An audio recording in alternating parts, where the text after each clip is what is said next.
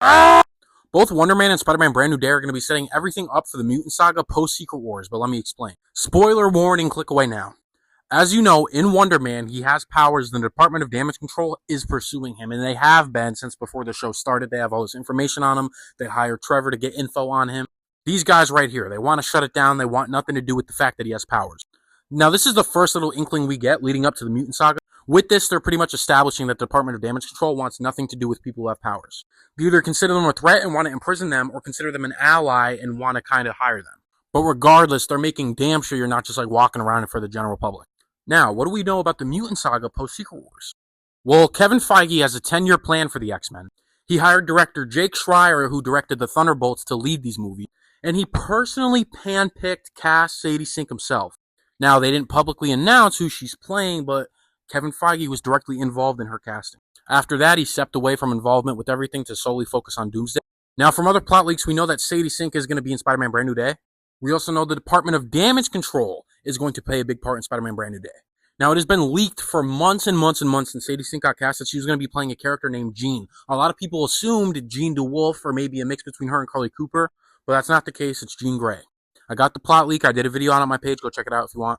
But she is going to be playing Jean Grey. The Department of Damage Control is going to be pursuing her in this movie, where she kind of finds comfort in Frank Castle, and he ends up kind of protecting her and playing like a leadership role.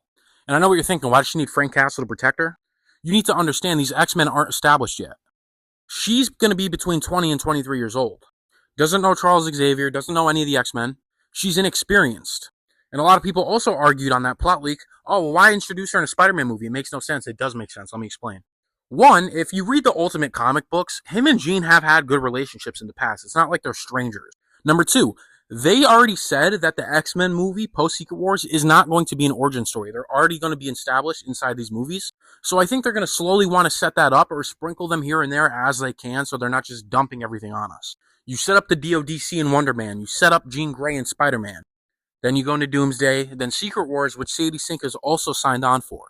And pretty much in Spider-Man Brand New Day, the Department of Damage calls after her. She finds protection and Punisher. They're kind of working together. Spider-Man wants to help, but she wants nothing to do with Spider-Man for some reason.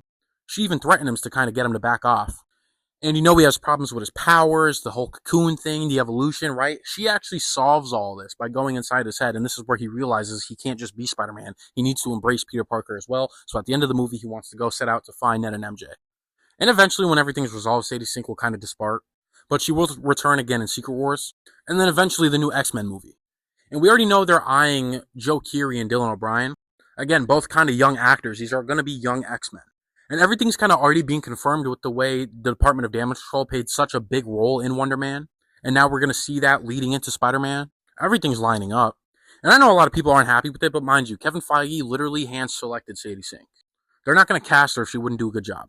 And I had so many people comment under my Spider-Man Brand New Day plot leak talking about this isn't real, this isn't real, this isn't real. Literally go watch Wonder Man and you could see how it's literally coming together. It's all coming together.